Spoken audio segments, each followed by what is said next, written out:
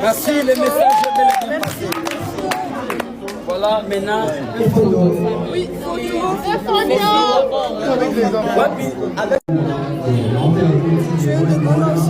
Ouais, je suis de Gouma. Ça va nous faire aussi du bien pour pas trouver solution. Merci, les messages de la passé. Voilà, maintenant. Oui,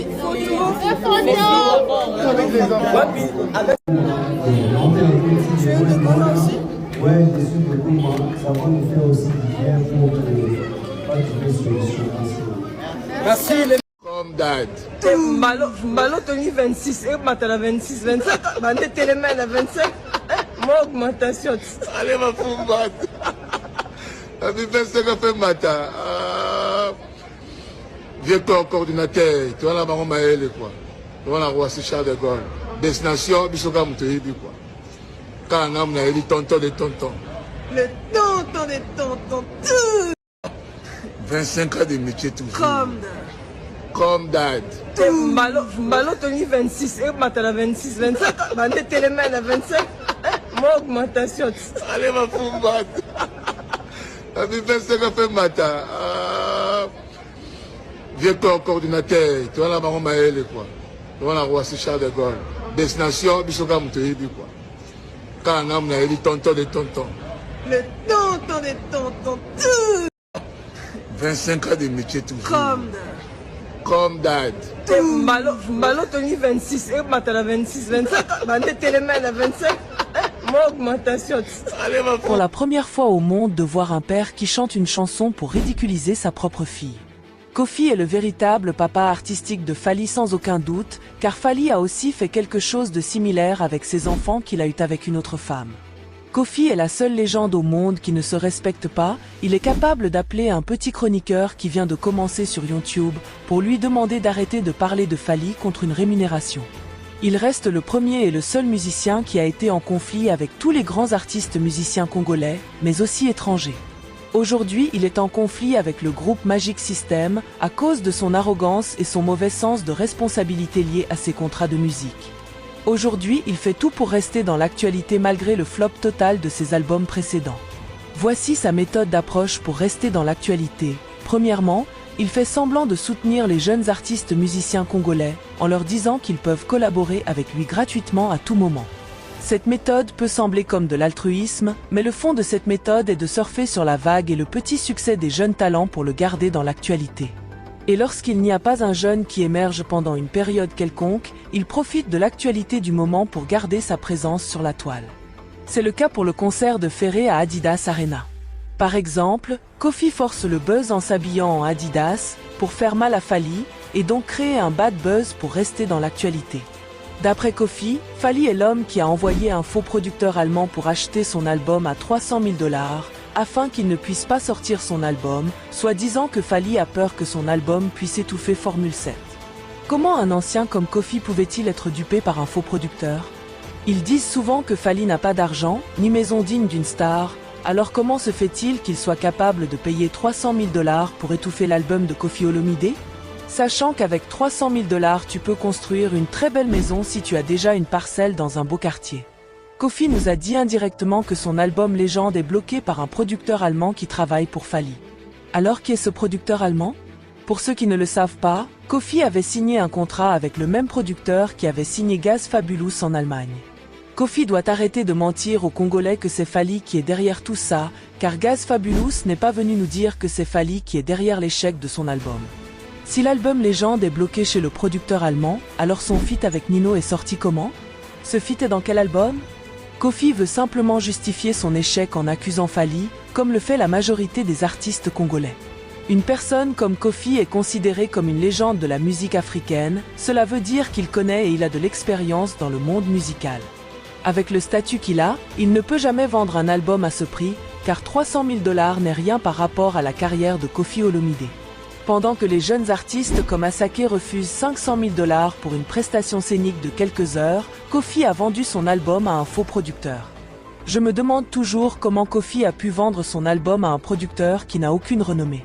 Aujourd'hui, Fally n'a pas besoin de nuire à la carrière de Koffi Olomide, car artistiquement parlant, Koffi ne fait plus le poids, il ne sort plus des chansons à succès comme à l'époque.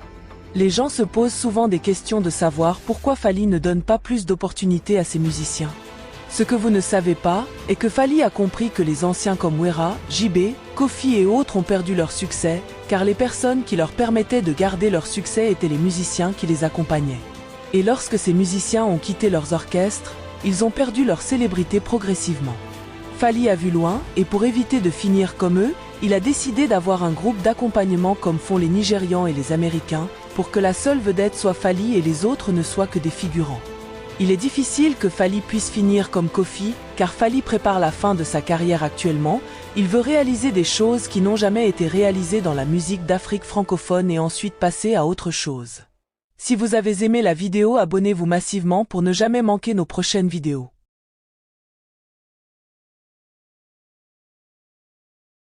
Yana Koffi ba welela makambo ya Cindy te. Makambo ya Cindy eye parce que ali ya boya ki na mwana na ye basala ye makambo ndo sala mino. Oh, aboya ki na Didi. Et komi problème. Bo banda omona Didi na Koffi ba kenda bango nyonso place moko. Soki ali azalaki mama na Didi te, nde asalela Didi zuwa. Koffi amemaka Didi partout. Partout. Voyage et comment qui ali ya otika la bakena Didi. Koffi azo mema Didi na ba cercle nyonso spirituel. Pendant préparer Didi, abani ko alors mari konvenani ali ya komo boya mwana nanga na lingite. Parce que ceux qui t'ont vite le makambo Didi wana pe bien. Ya ona esi bino mama mwana kama tayeba tata mwana. So ali ya boya ki na mwana na ye quelque part ye moko ayebi. Ana secret na ye na mutema na ye. Oyo biso oyo to yebi to ko bimisa ngote. Ye moko azwa courage. Si bo mwana ka protéger mwana wana linga mwana ye. Ye moko ayi place uta na mwana na ye. Alinga na ye te na mwana na ye. Koffi asaka na bana na ye aboya mwana na ye. 5e sayaka pa Koffi. Del Pero yaka pa Koffi. Po anika Didi te. Aboya na ye. Tanga comme signaler na nde bande ko kende ba voyage wana na ba Brazil bota Didi Koffi kutu tanga akenda voyage na Didi ala nga Didi chambre moko ali ya betumba alinga bando sala yo makambo nde ba bendana problème na bango ibanda bongo na mwana pona Didi wana ka problème ya ali ya na Koffi banda pona mwana na ye Didi na ye alingi te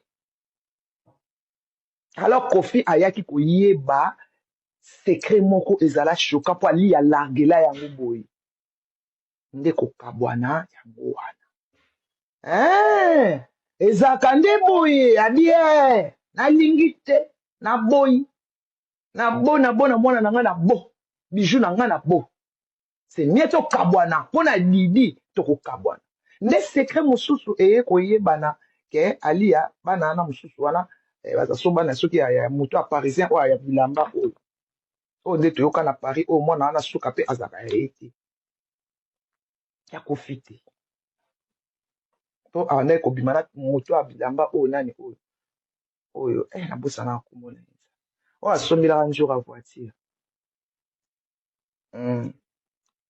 nyonso yebi yango ana poto nyonso yebi yango biso toyoka et comme nani Cindy abimana Fally et comme ça mutuchi na makala Cindy c'est qui Cindy aza mutu liboso afingami na Congo ye moko Koffi alala mama na eti alala mama na ye bato baloba ngo akangisa banane alala na mama na ye pour efaka banane ko kangisa papa na ye mutu abimisa lisolo ke Koffi alala mama na ye Koffi alala bana ya bandeko na ye alala mwana ya frère na ya na Belgique alala na ba rifini wana bomona ka ti bomona rifini wana kote la Koffi parce que ayoka déjà bilenga Koffi ti bomona ka azo finga balia azo atelemela basi nyonso tout Koffi aza modèle te que o batu soka kangisi manike boloba ke o aza anini bwebi combien de batu baza entourage ya Koffi o ba finga batu bwebi combien de bateaux baza ba entourage ya ba mise o ba finga batu mais ils utilisent ka ba kroni mama na ba kroni papa wana ba utilisaka faiblesse na bango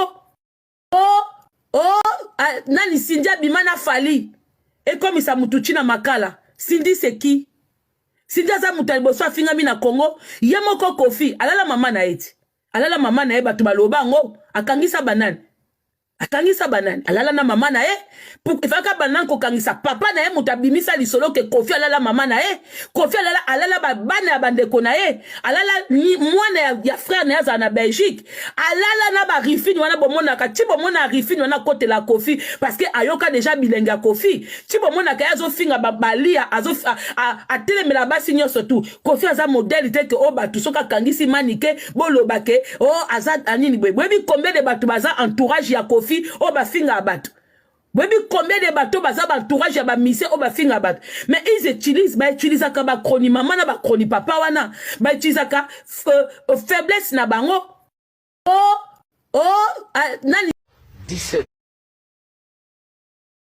petit na Kofi azalaki petit nanga petit nanga nazalaka na ye partout petit nanga première fois oyo ye asimbaki micro pour ayemba ngamu na matsaye na scène à Bruxelles le 24 décembre 1977 tango wana kondo mama Mobutu auti kokufa ezalaki avant bobanda concert il faut boyema na nzembo ya kondo mama Mobutu.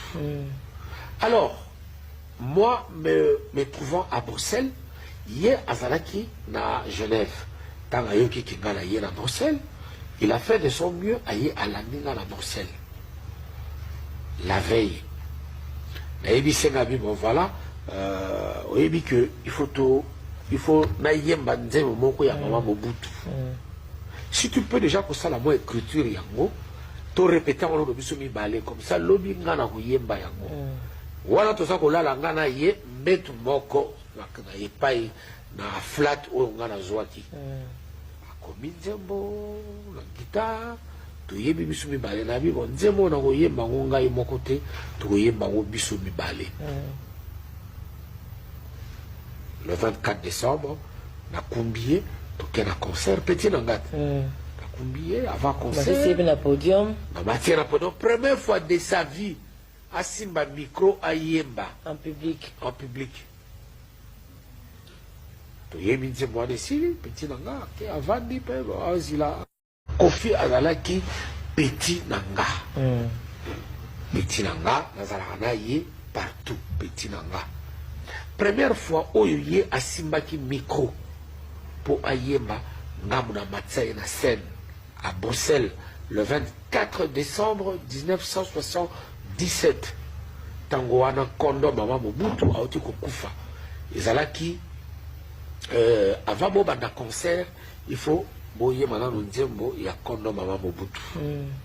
Alors moi me trouvant à Bruxelles hier azalaki na Genève tanga yoki kingala hier à Bruxelles il a fait de son mieux à y aller à Bruxelles la veille nayebi senga bi bon voilà oyebi que il faut na yemba nzembo moko ya mama Mobutu.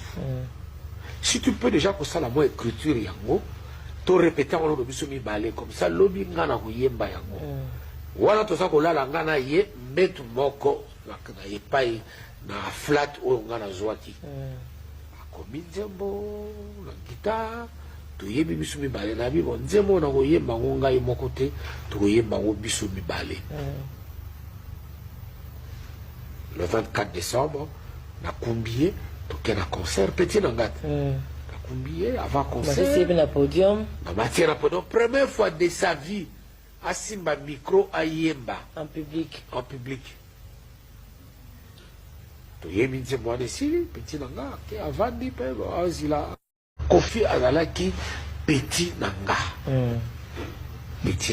nazalaka na ye partout petit nanga première fois oyo ye asimbaki micro pour ayemba ngamu na matsaye na scène à Bruxelles le 24 décembre 1977 tango wana kondo mama Mobutu auti kokufa ezalaki avant bobanda concert il faut boyema na nzembo ya kondo mama Mobutu. Alors moi me trouvant à Bruxelles, hier azalaki na Genève. Tant ayoki kingala hier à Bruxelles, il a fait de son mieux à